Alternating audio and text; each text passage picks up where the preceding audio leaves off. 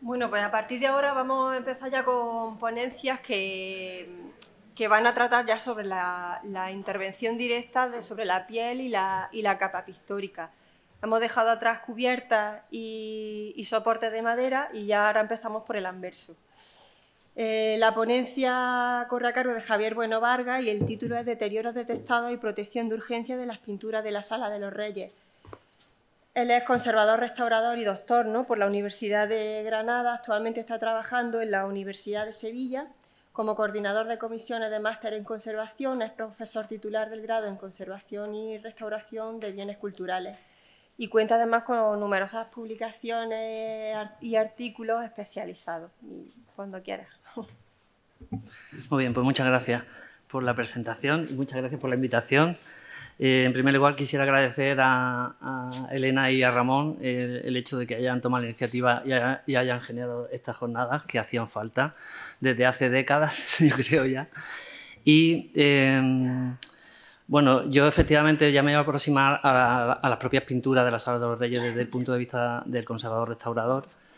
El proyecto que yo voy a presentar forma parte de esa carrera de fondo que ha comentado Benjamín que hicimos durante, yo creo que varias décadas, y a la que yo añadiría una carrera de obstáculos, porque además de tener que turnar los proyectos, los equipos, montando y desmontando andamios o parando las situaciones para realizar nuevos análisis y modificar los proyectos, etcétera, pues también nos encontramos con nuevos obstáculos y que tuvimos que ir solucionando pues, a base de pruebas y de ensayos, valoraciones, estudios documentales, en fin, un montón de procesos.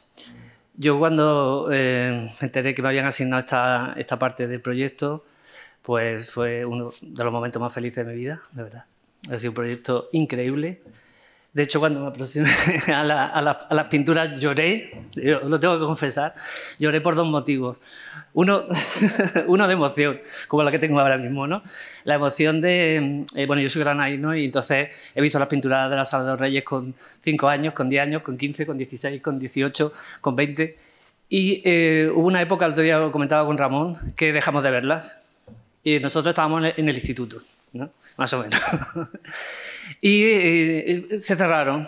Y entonces empezó un proceso de intervención que ha terminado en el 2018. Entonces, si Benjamín decía que 20 años, yo subo la apuesta a 38 años de intervención, mínimos, de esta última intervención, porque ya veréis que las pinturas se han ido interviniendo, pues yo creo que supongo que desde que se crearon, pero sobre todo a finales del siglo XIX y XX, y quizás esas intervenciones han formado parte precisamente de ese avanzado deterioro en el que nos encontramos en el año 2000, ¿no?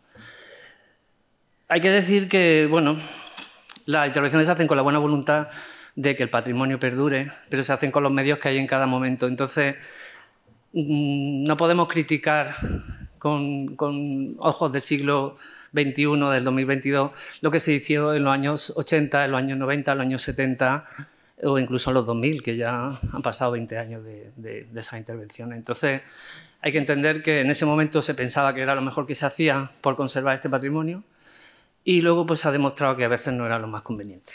Y voy a ser políticamente incorrecto en ese sentido, porque os voy a mostrar, y creo que os podéis sentir privilegiados, y así os lo digo, porque estas pinturas no se han visto como os las voy a enseñar yo, creo que nunca. Entonces, vais a sufrir también viéndolas. Espero, sufrir y disfrutar. Bueno, contextualizo un poco y por ir retomando ese relevo que nos pasamos unos a otros, nos ubicamos, ¿no?, en la Sala de los Reyes, 3 salas, con un muro al exterior, otro muro a una antesala que luego da a un patio. Y el primer problema que nos encontramos fue el de la acumulación de información. Teníamos muchísima información, a veces disponible y a veces no, y generábamos mucha información. Entonces, la primera fase del proyecto fue organizar la documentación. Para ello se hicieron este tipo de plantillas, se enumeraron las salas, se cuadraron los contenidos y se determinó una serie de siglas para identificar las miles de fotografías que hicimos. Realmente al final fueron tantas miles de fotografías que fue imposible usar estos códigos, así de claro lo digo, porque hablamos, por ejemplo, de 6.000 o 8.000 fotografías digitales. Entonces, una por una, código, no sé qué, era inviable. Entonces, se utilizaron esta información como referencia de ubicación de algunas cosas, pero no fue la norma que seguimos. La primera fase de la intervención, lo que hicimos fue la documentación. Y lo primero que hicimos fue buscar en el propio archivo de la Alhambra qué había de imágenes y de documentos sobre las intervenciones de conservación de estas pinturas, ¿no? Entonces, después de llorar, de ver lo bonito que eran las pinturas, lloré por lo mal que estaban, porque es que estaban fatal. Lo ha dicho Pedro Salmerón, las pinturas se estaban cayendo a puñados, o sea, estaban desprendidas del soporte de cuero, el cuero se desprendió de la madera podrida, desprendida de la estructura de yeso y todo eso pues estaba afectando mucho el aspecto estético de las propias pinturas. Entonces, buscando documentación para, sobre todo, poder utilizarla para hacer planimetrías descriptivas de los daños y de la necesidad de intervención de estas pinturas, ¿no? Entonces, los planos que más nos gustaron y que funcionaron muy bien fueron estos de Owen Jones, que publicó en 1842, con ya algunas lagunas que se intuyen, sobre todo aquí arriba, en la sala de las damas jugando al ajedrez. Veis que hay zonas que bien por la perspectiva, o incluso luego veremos mejor una figura entera, pues ya en ese momento habían desaparecido. En esos procesos de deterioro pues, que se fueron acumulando durante siglos. A partir de esos planos de Owen Jones hicimos unos nuevos planos digitales, simplificando la figuración, y fueron los que utilizamos como base de todos los planos que generamos para documentar los procesos de intervención. El proyecto realmente de este faseado que se llamó FACIN o empapelado de protección y de fijación inicial comenzó en el 2001-2002. Desde el IAPH coordinaron varios proyectos para poner a punto una serie de protocolos de intervención y se hicieron pruebas in situ y se testaron y se evaluaron. Ahora os enseñaré algunos ejemplos. Lo que nosotros hicimos en el 2007 fue actualizar esa información, porque veíamos que los planos no coincidían en su caracterización o la intensidad del daño. Entonces, a partir de estos nuevos planos, y veremos también que faltaba información en esos planos. Bueno, pues generamos mucha información gráfica, de la que luego mostraré algunos casos. Esto ya lo han comentado mis antecesores en esta carrera de restauración y entonces simplemente volver a insistir sobre lo mismo. La actuación de Contreras en 1855, modificando las pendientes y la forma de que el agua corría sobre la Sala de los Reyes, pues ha sido uno de los factores fundamentales para que en ese siglo XX, sobre todo, final del siglo XX, principio del XXI incluso, el deterioro haya evolucionado de una forma galopante. Ha sido increíble cómo en muy pocas décadas las piezas se han deteriorado tanto en su soporte como en su acabado pictórico. La eliminación de los sistemas de ventilación favoreció también la condensación y bueno, aquí tenéis una imagen del momento del desmontaje de la cubierta original y de la restauración. Y encontramos los factores medioambientales como los más importantes a la hora de generar daño en esta obra tan importante. Las oscilaciones de humedad y temperatura provocan, por ejemplo, un estrés mecánico muy importante, tanto en el cuero como en la propia capa pictórica.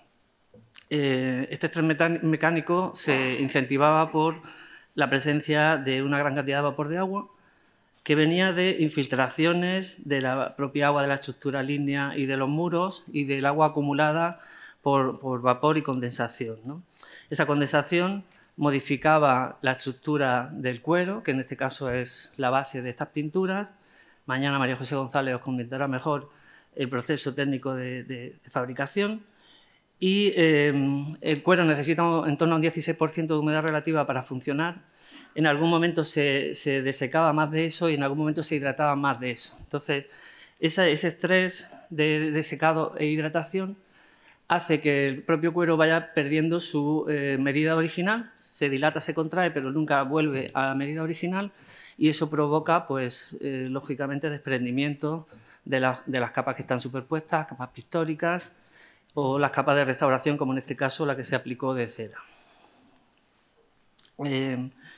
Eso llevó a que el cuero se volviera rígido y se deformara, como ahora veréis.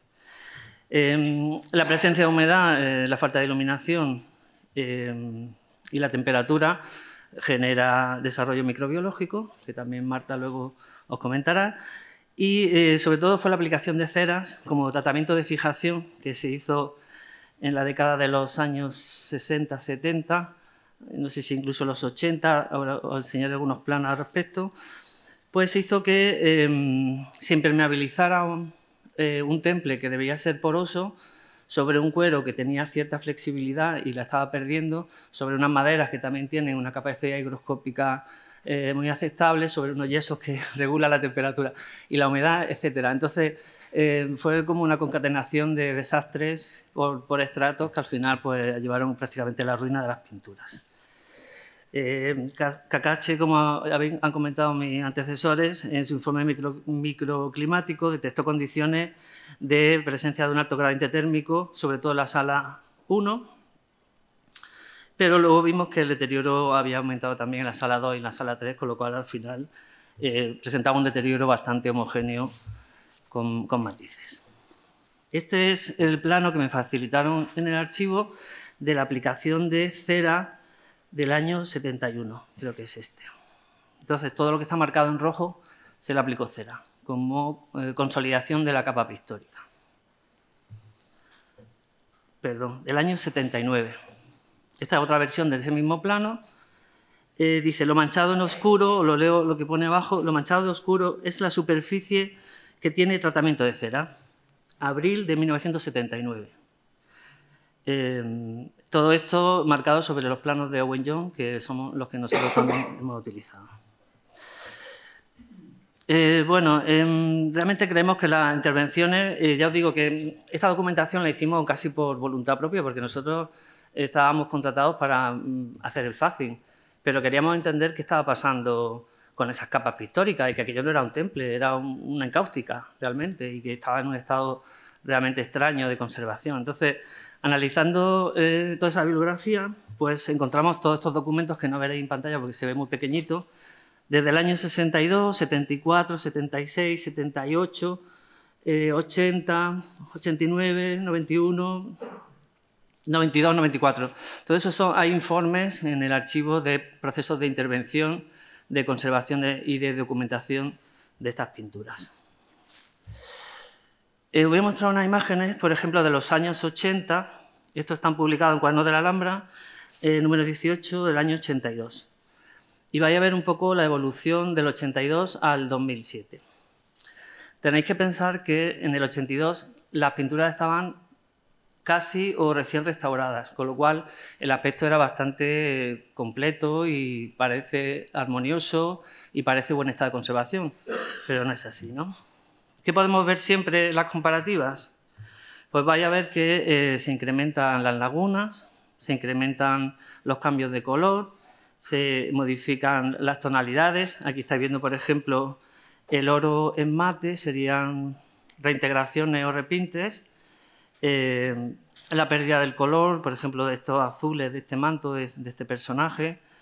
Y bueno, vais a ver una imagen, por ejemplo, esta muy espectacular, de cómo parecía que estaba en el 82 y cómo nos la encontramos en el 2007. ¿De acuerdo? Hay un pequeño truco también, voy a confesar. La luz rasante siempre hace que todo parezca peor. Pero bueno, era interesante que se manifestaran esas deformaciones que estaban llevando a ese desprendimiento y a esas pérdidas de capas pictóricas, ¿no? Lógicamente, incluso probablemente la imagen de la publicación de Cuadernos de la Alhambra esté ligeramente retocada digitalmente. Entonces, bueno, el cambio es drástico, pero sí efectivamente se constatan nuevas pérdidas, deformaciones, el incremento del craquelado, etc. Aquí tenéis alguna imagen más. También del año 87 a la izquierda y a la derecha del año 2007. O sea, 30 años de diferencia. Fijaros, por ejemplo, en esta la he puesto porque me llamó mucho la atención nosotros algunas figuras no sabemos lo que eran. Entonces resulta que aquí tenemos un oso atacando a un caballero con una jauría de perros que están mordiendo al oso, pero con el craquelado, los repintes, las pérdidas, en la foto de la derecha, no sé si vosotros seréis capaces de identificar aquí un oso y todo esto que se supone que se ve bastante bien en el 87. Bueno, todo ese estrés climático, y hay una cosa que no entiendo, a ver si lo comentamos con los compañeros que hicieron la restauración de las cubiertas. Exteriormente las maderas yo las he visto bastante planas, homogéneas y estables.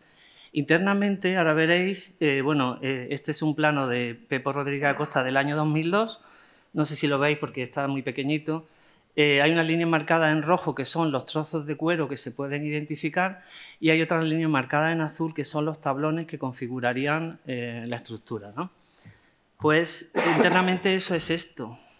Entonces, lógicamente las maderas se han combado, se han alabeado hacia adentro, probablemente se han intensificado las deformaciones con el propio cuero y no había prácticamente superficies lisas salvo entre tablones. Cuando había una unión de un tablón, pues aparecía esta cresta que veis que se repite. He puesto algunas imágenes, pero en todas las bóvedas y en toda la superficie esto estaba así, ¿no? Eso nos llevó, por ejemplo, a que la primera fase de urgencia, dentro de la fase de urgencia, era una fijación de esa zona, precisamente donde se nos estaban cayendo. Os cuento una anécdota. Restaurando la Sala de los Reyes, noté yo que me caía algo así por el cuello, aquí detrás, y pensaba que una araña, porque ahora veréis que también había microorganismos de todo tipo, y cuando cogí la pieza, pues resulta que era el ojo de uno de los reyes, que se me cayó. O sea, en ese momento, si no, si no lo veo un vértigo yo, a lo mejor se hubiera perdido. Pero bueno, es decir, la pintura estaba en ese punto, que se estaba cayendo a puñados. Y bueno, afortunadamente, pues conseguimos estabilizarlo. Bueno, y aquí veis esa primera fase de esa primera fase. Entonces, hay pequeños empapelados en todas esas zonas de craquelado extremo y de desprendimiento inmediato. ¿Qué nos encontramos? Bueno, pues encontramos resanes del armazón y entablamento de las maderas que se reflejaban también, por ejemplo, por la presencia de elementos metálicos internamente, fijaciones sistemáticas de la pintura con muchísimos procesos y tratamientos, reposición de soportes de cuero, a veces con cuero, a veces con pergamino, no sabemos si con otros materiales que no llegamos a identificar.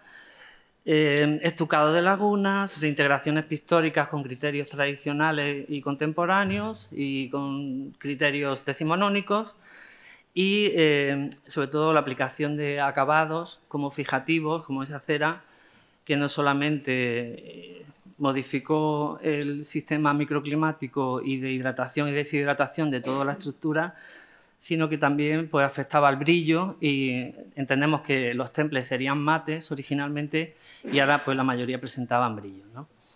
Aquí abajo estáis viendo gasas colocadas con una serie de códigos marcados con tiza. Arriba pone A1, A2, que no llegamos a saber quién los puso ni en qué momento.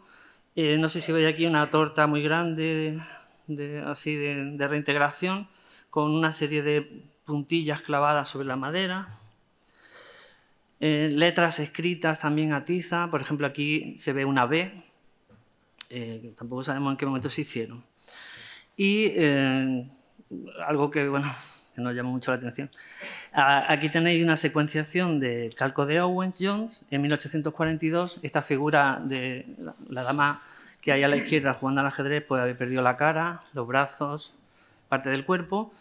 Y así aparece la fotografía del año 87, que es la que veis en medio. Y nosotros nos la encontramos así. Entonces, esta imagen que ha usado Benjamín, siento decirte que es un repinte pues, del año 90, 87, 90, 90 y poco, ¿no? La he tenido que mirar mucho, porque esto es como busque las 10 diferencias, ¿no? A ver en qué está. Fijaros, por ejemplo, el personaje que hay en la ventana, no sé si llegáis a verlo ahí al fondo porque es que la imagen es pequeña quizás, que tiene los dos brazos hacia abajo apoyados en el balcón y luego aquí aparece ya con un brazo apoyado y otro brazo levantado, ¿no? Por supuesto aparece la cabeza, el pelo, la cara, los dorados que también se incorporan como reintegración, la mano, es que prácticamente esta figura está rehecha entera. Y fijaros que a la vez que se rehace una figura, se supone que en el 87 este árbol que estáis viendo aquí arriba pues tenía todas sus hojas y en cambio ahora nos lo encontramos con esta gran laguna, ¿no? Entonces, por un lado se ve que se restaura con criterios más o menos acertados y luego por otro lado pues sigue produciéndose los desprendimientos, es decir, que no se consigue hacer un tratamiento de estabilización general de las pinturas y se van arreglando un poco, yo creo que según se incentivan los daños y son llamativos, ¿no? Hay reintegraciones como esta, por ejemplo, hechas con rigatinos, ¿no? Y que reconocemos los restauradores, estas rayitas verticales, pero ya en un proceso de degradación. Entonces, el estuco ha fallado, está craquelado y se está cayendo la propia reintegración, ¿no? Como decía, las pinturas han estado tapadas pues, desde los 80 hasta que se quitó el empapelado, que creo que ha sido en el 2018, ha terminado la restauración, pues todos esos años más o menos han estado cubiertas con tableros, cartones o bueno, sistemas de paneles móviles. Así lo teníamos en 2007, porque Ramón estaba también interviniendo simultáneamente las yeserías, bueno, el equipo de yesería de la Alhambra, de las antesalas. Entonces teníamos montados dos estructuras de andamio, una correspondiente a la yesería de las que también habéis hablado, y otra que sería este espacio un poquito como más reservado, que serían donde estaban las tres pinturas y cada una pues con su correspondiente andamio. ¿Qué más situaciones nos encontramos que tampoco tendríamos algunos problemas, ¿no? Por ejemplo, notábamos como que cierta sequedad en las semiesferas finales, ¿no? Entonces, buscando fotografías en enciclopedias, me encontré esta, que es del año 2006, una enciclopedia Editorial Planeta, de las que ya no se hacen en papel, y me fijé en la foto y me fijé que había unos bañadores de luz, ¿no? Esta especie de cosas marrones que estaban puestas ahí. Entonces, estos son más de los 80, 90 incluso, 70 puede ser, ¿no? Entonces, se desconoce entre los 60 y los 80 cuánto tiempo estuvieron estas luces, qué tipo de bombilla tuvieron, qué potencia, qué tiempo de iluminación, cuánto tiempo de exposición. Recordad que nosotros conseguimos un proyecto para poner papel sobre unas pinturas, entonces todo esto era como un plus que iba creciendo y no terminaba nunca. Entonces, bueno, anotamos esa información y quedaría pendiente un poco constatar esas fechas y esas situaciones en concreto, ¿no? Sabéis que la iluminación pues, produce un estrés físico, mecánico y químico por el cambio de humedad y temperatura que provoca, por la radiación ultravioleta y infrarroja que se emite. Y, bueno, estas capas pictóricas, sobre todo si tuvieron en su momento bombillas incandescentes, pues fijaros un temple de cera, una encáustica, pues con un infernillo debajo, ¿no? Entonces, pues sí, aparecían como ceras deformadas, pero como reblandecidas, ¿no? Reblandecidas y endurecidas a la vez. Y probablemente quizás sea algo que tenga que ver con este tipo de fuente de luz, ¿no? Y en 2006 todavía las ponían en la enciclopedia, es decir, que no deben estar muy lejos esos bañadores de luz de esos principios de los 2000. Bueno, el proyecto, como os digo, lo prepararon el Patronato de la Alhambra junto con el Instituto Andaluz de Patrimonio Histórico. A ese proyecto nos fuimos incorporando distintas empresas y distintos profesionales que fuimos aportando conocimiento, documentación o intervención. Esta es la estructura que tenía este proyecto globalmente. Es un artículo que escribió María José González en la revista PH en el 2012. Entonces nos habla de la fase cognitiva, de la fase operativa y luego de la fase de difusión, ¿no? Ahí está montada como en 3 bloques en los que se iba desarrollando el proyecto. En la fase cognitiva pues se cogieron muestras, se hicieron pruebas, se diseñaron planimetrías, se hizo fotogrametría, control microclimático, etc. Todas estas son las operaciones que hicimos en la primera fase de intervención, tanto en el intrados como en el exterior de las bóvedas. no lo veréis porque está muy pequeño, entonces no voy a desarrollarlo demasiado. La segunda fase es la que van a contaros esta tarde, ya de proceso de desempapelado y de restauración de la capa pictórica, porque nosotros, yo solo, insisto, solo hicimos la fijación. Entonces, ¿cuál fue nuestro punto de partida? Pues nosotros empezamos consultando los documentos que se generaron en el año 2000-2001 con la coordinación del IAPH y la participación de equipos de restauración y, por ejemplo, nos facilitaron este documento que era unos test de fijación preliminar, de facing de protección, de empapelado de protección y de remoción del facing. Entonces, estos, bueno, estamos en la página 160, eran documentos bastante contundentes, con muchas pruebas, con mucho análisis de situaciones, muchas propuestas. Os resumo una frase que no sé si podéis leer, pero os la leo. Asumir el riesgo relativo pero factible de remoción parcial de ciertos repintes tras la eliminación del facing de protección parecía algo inevitable y la necesidad de realizar una fijación preliminar antes de efectuar el facing es lo que se determinó con estas pruebas. ¿Con qué se hicieron estas pruebas? Y a los restauradores pues os gustará saberlo.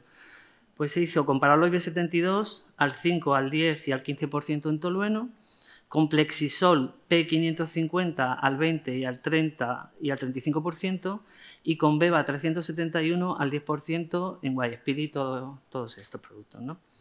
Paraloid en tolueno y Plexisol y Beba en Y-Speedy.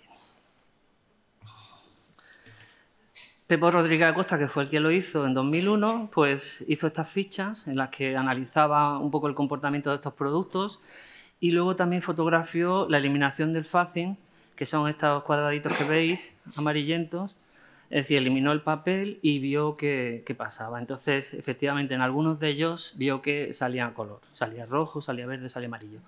Entonces, fundamentalmente debían ser repintes porque salían con un disolvente orgánico, entonces no podría ser temple, con lo cual eran colores que se habían incorporado a las ceras o se habían integrado en las ceras y formaban parte de esos repintes, fijaciones que se hicieron en los años 60, 70 y casi 80.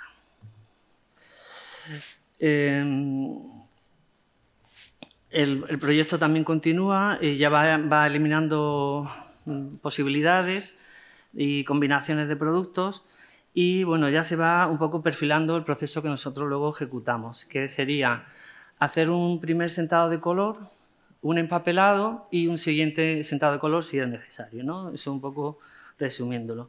En algunas ocasiones el segundo sentado de color se tenía que hacer en frío y otras veces pues usamos calor. Entonces generamos un nuevo documento que fue nuestro guión de trabajo, que fue la actualización del proyecto de intervención de urgencia de 2002, que desarrolló el IAPH con el patronato y con la colaboración de otros profesionales, y lo actualizamos a 2007. ¿Qué hicimos también? Pues comparamos las fotos 2002-2007. Hicimos tomas fotográficas lo más parecidas a las que nos facilitaron de ese informe de 2002. Es decir, íbamos a ver la evolución de las pinturas en 5 años. Aquí tenéis varios ejemplos. Pintura Sala de los Reyes, por ejemplo, veis este gran desprendimiento de esta zona inferior. En 2002 y en 2007 tenía este aspecto, ¿vale? O sea que en 5 años se había girado 180 grados y se había desprendido, es decir, que había tenido una situación bastante intensa de deterioro.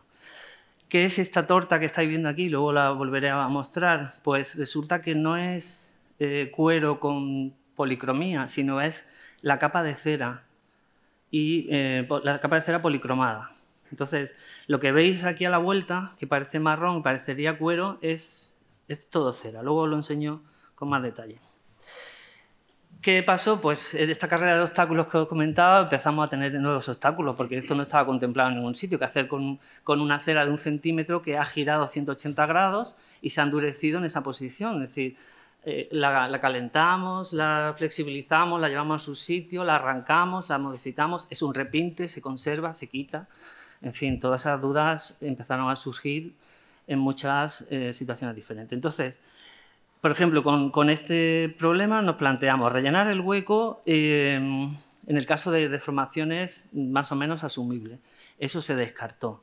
Reblandecer la cera y reubicarla en el soporte. Separar la zona deformada, clasificarla, numerarla y reincorporarla en la siguiente fase, que sería la de desempapelado e intervención. Y una posibilidad, cuando había cueros, que también estudiaron en el IAPH, fue rehidratar los cueros, endurecidos y deformados, de forma que se flexibilizaran y permitieran ese movimiento de alguna manera. ¿Qué pasó con esta zona? Pues al final la dirección técnica nos pidió que la arrancáramos. Entonces se quitó en parte la deformación, se aplanó, se empapeló y bueno, lo estáis viendo aquí arriba por transparencia, no hay cuero, es todo cera, es una torta de cera pues de 1 a 1,5 centímetros de grosor y la zona en la que estaba pues se limpió, se fijó, se limpiaron las maderas, que veis que la mitad se ve negra, la mitad se ve blanca porque tenía restos de preparación y se empapeló. Nosotros no teníamos otra misión que empapelar y proteger. Otra circunstancia que nos surgió de pronto, aparecieron unos engasados de gasa de algodón, no de papel japonés ni de papel de otro tipo. Y pues a ver qué hacíamos con ello. Aquí tenemos a Ramón con su Leister, viendo qué opciones tendríamos de trabajo. Entonces se decidió que las pequeñas escamas sobre las que había ese engasado y que generalmente siempre estaba adherido con cera, pues se regenerara la cera con ese calor controlado del Leister y se fuera eliminando poco a poco la gasa. En el caso de los grandes engasados, se vio que era muy difícil retirar la gasa sin producir más deterioro, entonces la opción fue fijar perimetralmente esas zonas con el empapelado que estábamos haciendo en general, ese facing, y la gasa incluso quedaba sin empapelar. Entonces, estas zonas, por ejemplo, aquí tienen un ejemplo de una gasa bastante grande, no sé si la veis todo esto, este cuadro amarillento, pues se quedó la gasa y el resto pues se empapela. ¿Qué más problemas tuvimos? Pues igual que han comentado ya mis otros compañeros y supongo que comentarán los que vengan, pues tuvimos, por ejemplo, que montar y desmontar el andamio, no sé si fueron 2 o 3 veces, porque lo montamos para tomar las primeras muestras, hacer las primeras pruebas, lo desmontamos para hacer las tomas fotogramétricas a escala 1:1, volvimos a montarlo para seguir con la intervención, se volvieron a desmontar para las contraformas, se volvió a montar otro andamio para las contraformas. Entonces, todo eso extendía los tiempos de intervención y los plazos se nos fueron de las manos a todos. Os lo cuento yo ya, el proyecto era de 3 meses, empezamos en enero y terminamos en noviembre, o sea que así fue el plazo. Este es Vicente del Amo, que es profesor de fotografía de la Facultad de Bellas Artes, que nos hizo el levantamiento fotográfico de alta calidad en placas de gran tamaño y bueno, esto requirió también modificar el andamio en la altura para poder conseguir los ángulos de visión y obtener unas imágenes adecuadas. Simultáneamente, y en los tiempos muertos, pues utilizábamos el tiempo en investigar en el archivo y bueno, hicimos una petición de documentos y nos facilitaron algunos planos. No sé si los veis de lejos, pero bueno, aquí hay unos planos que son trozos de calcos que se hicieron de las 3 salas, no están completos y bueno, no nos servían, por ejemplo, para levantar la planimetría. Entonces volvimos a los calcos de Owen Jones, que mirándolos in situ estaban bastante bien hechos y bastante bien desarrollados y fueron los que utilizamos. ¿Qué detectamos también? Pues que en el año 2002 utilizaron unos planos de Gómez Moreno, que son estos que veis aquí, basados en una fotografía hecha desde el suelo. Entonces, ¿qué pasaba? Que en estos planos no se recogía una franja de unos 65 centímetros que se correspondía con el perímetro de la bóveda. Entonces, no nos servían porque estaban incompletos. En azul, por ejemplo, aquí veis el calco de Owen Jones, el plano de Gómez Moreno representa esta zona azulada y todo lo demás pues faltaba por representar. Por la condensación de las imágenes y por la distorsión de la perspectiva, pues no se plasmaron. Entonces nosotros generamos unos primeros planos nuevos, unos nuevos planos con estos objetivos. Indicar el avance del deterioro de los levantamientos y evaluar su gravedad. Incorporamos, por ejemplo, un nuevo término que era levantamientos muy pronunciados, porque ya había a veces que ya encontrábamos cáscaras de huevo, era una cosa tremenda. Un plano de intervenciones anteriores incluido dorados de restauración, pintura ocre imitando oro, dorado original, marcas de tiza, engasados, marcas de engasados, marcas de espátula, brillos y restos de adhesivos superficiales. Fueron los daños que detectamos en general. Otro de ubicación de repintes, diferenciando los materiales, si eran rigatinos, repintes dispersos, repintes de cera, zonas sin repintes o repintes sobre la madera directamente. Laguna de la capa pictórica también evaluándola en porcentajes. El estado del soporte del cuero, en cuanto a bolsas, cuero de reposición, grietas, separación de cuero de la madera, desprendimientos pronunciados, elementos metálicos y ubicación de fragmentos que nos encontramos en la repisa donde se apoyaban las bóvedas. Entonces encontramos ahí muchos trocitos de pintura y bueno, los clasificamos, intentamos reubicarlos en su sitio, lo que se consiguió en bastantes ocasiones. Finalmente nosotros generamos 18 nuevos planos. Los primeros los hicimos sobre impresiones en tamaño A1 de los calcos de Owen Jones con rotuladores. Recordad que estamos en el año 2006 y entonces, bueno, pues todavía el 3D y todo eso era una fantasía del futuro, o casi. Entonces, bueno, se hicieron escáneres 3D de las bóvedas, por ejemplo, pero para nosotros eso era inaccesible. Entonces, bueno, hicimos unos primeros planos a mano alzada, indicando los daños, y luego ya en los calcos que modificamos de Owen Jones los pasamos a digital. Entonces, bueno, aquí tenéis el alzado que hicimos in situ y ya el formato digital. Aquí tenéis, por ejemplo, áreas sin levantamientos en blanco. El color más claro, voy a ponerlo en este caso. En blanco sin levantamientos, fijaros, no sé si llegáis a verlo, estos tres pequeños ojos que hay aquí. Es lo único que no tiene levantamiento de toda la pintura. Levantamientos pronunciados, todo este rosa anaranjado. Levantamientos muy pronunciados, el naranja más intenso, y en levantamientos extremos, la zona en rojo así oscuro que estáis viendo. Simultáneamente hicimos esa ampliación de la cartografía hacia ese perímetro que no aparecía en la planimetría de 2002, también con los mismos ítems de referencia. Y empezamos a generar un montón de planos que nos estuvieron ayudando pues, a evaluar pues, los tratamientos y los deterioros. Aquí tenéis algunos, se verán muy pequeñitos. Este sería, por ejemplo, de lagunas. Comparamos los planos de 2002 con los de 2007 y fuimos actualizando esa información con todos estos planos. El amarillo se corresponde, por ejemplo, a las zonas de dorado o con policromía ocre o con repintes. Bueno, voy rápido porque tampoco tiene mayor interés. Y luego vemos la evaluación de esos planos. También hicimos la repetición de tomas fotográficas. Aquí tenéis a la izquierda la sala 1 en 2002 y a la derecha la sala 1 en 2007. Sí, la sala 1. Busca las 7 diferencias, unas 24 diferencias si queréis.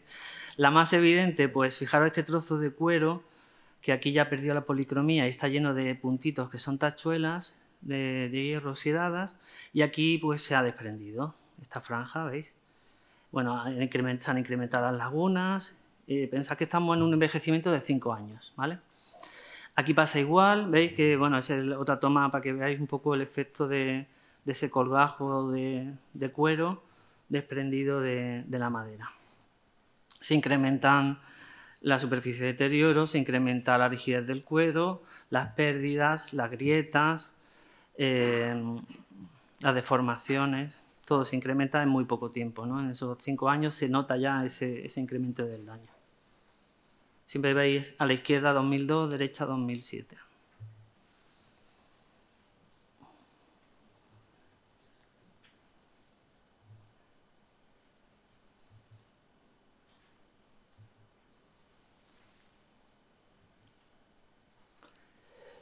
Aquí está viendo otro tratamiento que también nos resultó muy extraño, pero ahí estaba.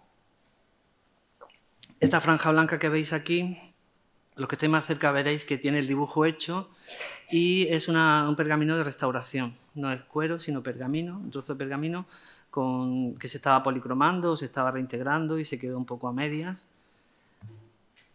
Y esta fue la evaluación que hicimos de esa actualización de datos 2002-2007. Solo hay una cifra que desciende y es la de levantamientos pronunciados, que no sé si podéis ver los números. En la sala 1 se contabilizaban un 78%, en el 2007 dijimos que era un 45%, porque resulta que el 35% restante pasó a levantamientos muy pronunciados. O sea, lo que pasó es que pasó a una nueva nivel de evaluación de más deterioro, ¿no? Incluso levantamientos extremos. En la sala 2 pasó de un 70 a un 55% los levantamientos pronunciados, pero se incrementaron los muy pronunciados, pues también proporcionalmente. Y en la sala 3 se evaluó con un 64% de levantamientos pronunciados, bajó al 43%, pero aparecieron esos incrementos de deterioros. En total, pues se evaluó que en el 2007 el 100% de la sala 1 estaba levantada la policromía, la pintura. En la sala 2 el 95% y en la sala 3 el 98%. Es decir, casi todo. Comparando las lagunas, pues igual se incrementa el porcentaje de lagunas. Esto lo pudimos hacer pues gracias a ese sistema informático. Al pasar los planos a CorelDRAW y marcar las zonas de color, pues hay un sistema de evaluación de superficie, entonces nos dio una información bastante real y no a ojímetro, ¿no? de la situación.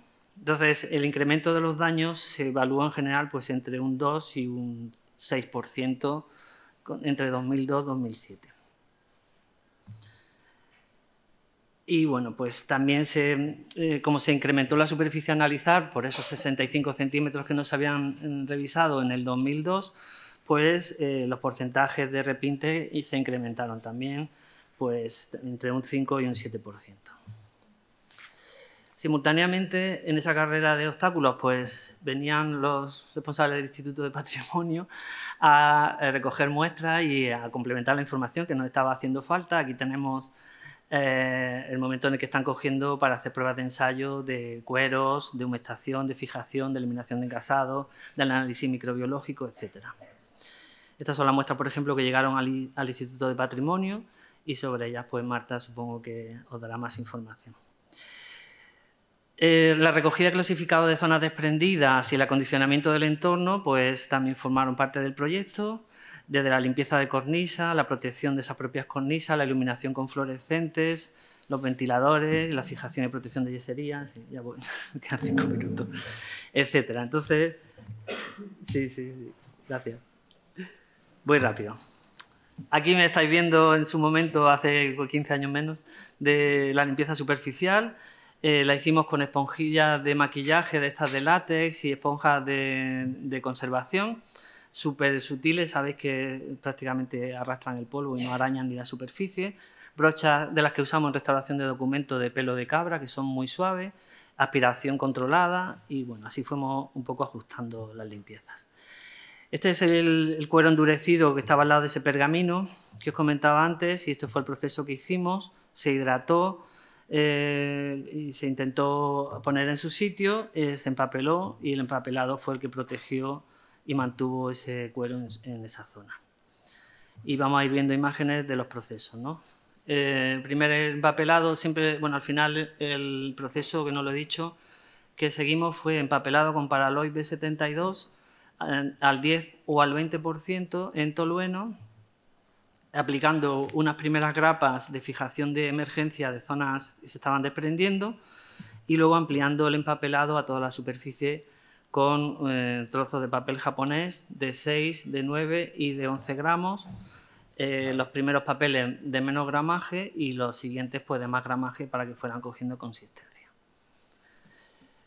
¿Qué ha pasado? Y no sé si me voy a adelantar a la siguiente conferencia. Efectivamente hay zonas en las que tienen un solo papel, hay zonas que tienen 2, hay zonas que tienen 3, dependiendo un poco del grado de deterioro que tenían, ¿no?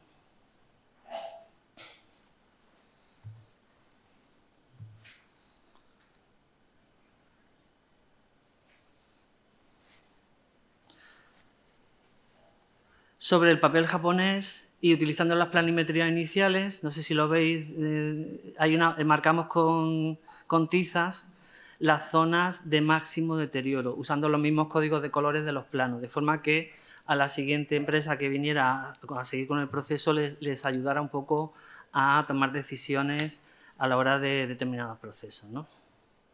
No sé si veis esas marcas de de distinto color, de azul, de violeta, etc.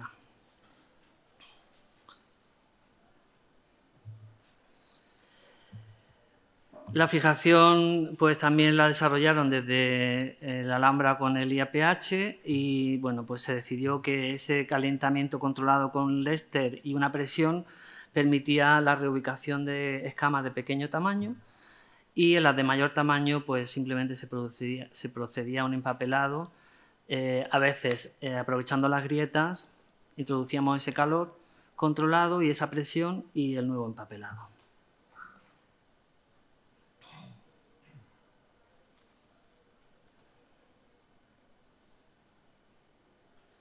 La presión la hacíamos con esponjillas de distinta densidad también. Y aquí estamos remarcando sobre ese empapelado, esas zonas de daño intensivo, como advertencia un poco a la siguiente fase de restauración. Encontramos miles de elementos metálicos, sobre todo puntillas de hierro, a las que no se aplicó ningún tratamiento por indicaciones de la dirección técnica y porque ese tratamiento correspondería a la siguiente fase. Aquí tenéis, bueno, de lejos no veréis mucho. Y la fase final, pues también lo ha comentado Pedro, fue la participación de esta empresa que junto con la Universidad de Granada hicieron un levantamiento 3D del interior de las bóvedas. A partir de ahí se imprimieron, rebajando un poquito la escala, en unos bloques de poliestireno expandido, con una serie de despieces del que ya ha hablado Pedro. En ese margen que sugerimos que se hiciera, colocamos una esponjilla de alta densidad pegada con cinta de doble cara para que todavía amortiguara más posibles vibraciones y movimientos de la cúpula.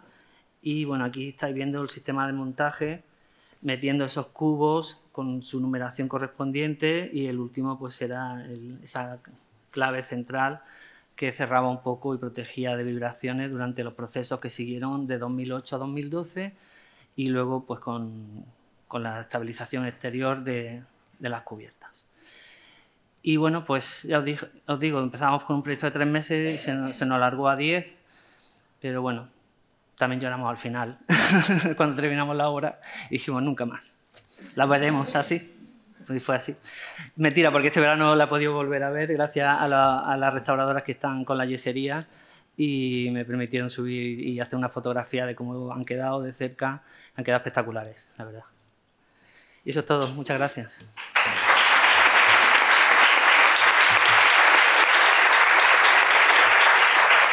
Me han sobrado 3 minutos. Muchas gracias, Javier. No sé si alguien tiene alguna cuestión que hacerle a Javier. Susana.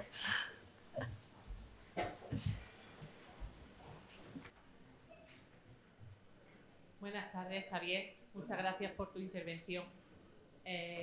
Has hecho referencia a que el IAPH hizo una propuesta de rehidratación y después también ha indicado que algún fragmento se rehidrató.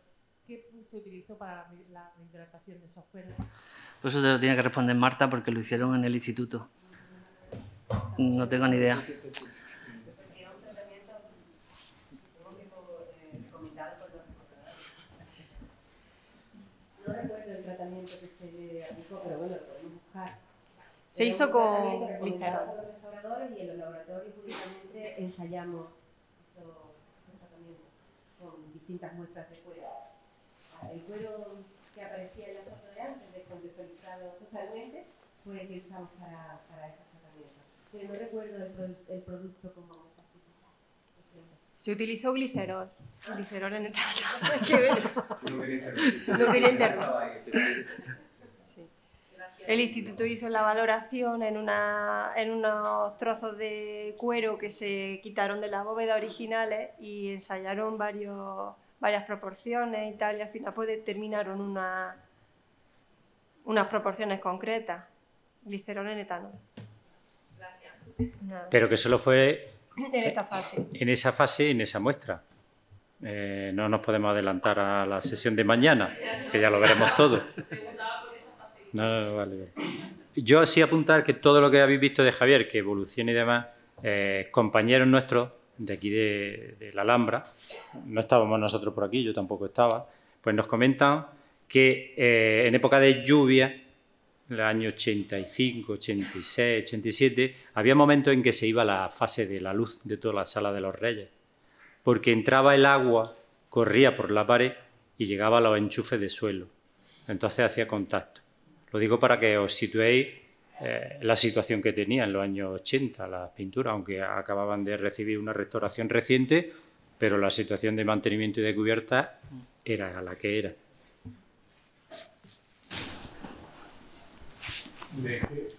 Javier, me ha gustado mucho lo que has contado, porque claro, esa es una parte que yo decía, bueno, aquí ya hay una protección menos mal, porque yo he visto las escamas de pintura que eran realmente escamas como que se iban, era una cosa que te dejaba los pelos.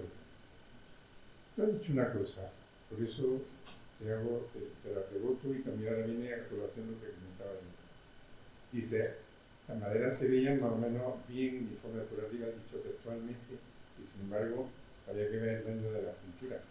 Supongo que tú coincidirás en que hay un flanco por el que entra, que es la propia forma de construcción de las bóvedas, que se ve en la línea de marcaje de las tablas, etc., lo cual parece evidente cuando hay agua, como dice Elena en algún momento, y también no olvidemos lo del punto de rocío, que claro, muchas veces se desataba una condensación, y esa condensación es muy importante, y claro, deslizaba, fijaos, hay uno de estos planos, se ve una línea en todo el perímetro inferior, claro, porque al final las humedades, el deslizamiento del agua se iba por ahí y por las líneas de penetración entre las tablas. Tú has observado eso y también la posibilidad de que hubiese una fijación de la humedad desde el interior, es decir, desde la Sala de los Reyes, por enfriamiento en un momento determinado de la propia superficie. O sea que también había desde arriba y desde abajo ese proceso. Vosotros habéis visto luego... Y desde dentro. Y desde dentro, claro. La madera y el cuero son siguientes. Que digo que también desde dentro, que la propia madera y el cuero también son termorreguladores, higroreguladores, mejor dicho. Entonces venía el agua de fuera, del propio estrato y de la condensación de las visitas y de los cambios climáticos de Granada. Es que estamos en Granada. Que es que puede haber una diferenciación de gradiente térmico de 20-25 grados el mismo día, ¿no? De 0 a 20 grados de diferencia entre el día y la noche, por ejemplo. Entonces, todo eso pues ha afectado. Pero yo creo que sobre todo, como habéis dicho, los que habéis realizado la restauración de las cubiertas han sido esos quizás errores de cambio de cubierta, de pérdida de ventilación interna, los que han acelerado todo este proceso de deterioro. Yo comentar, Pedro, que tú sabes que hay días concretos, y casi todos los años tenemos un día, 2 días, que hay una condensación tan brutal que cuando nos subimos al andamio es que están chorreando. O sea, tú te coges, con los que estamos, Patricia lo sabe, que hay días concretos que la humedad es tan alta que todos los andamios los tenemos con gotas de agua, no de rocío ni... gotas de agua, hay una condensación brutal. Incluso en las columnas que están impregnadas de grasa por turistas y demás, tú puedes ver cómo están rodeadas de gotas. Pero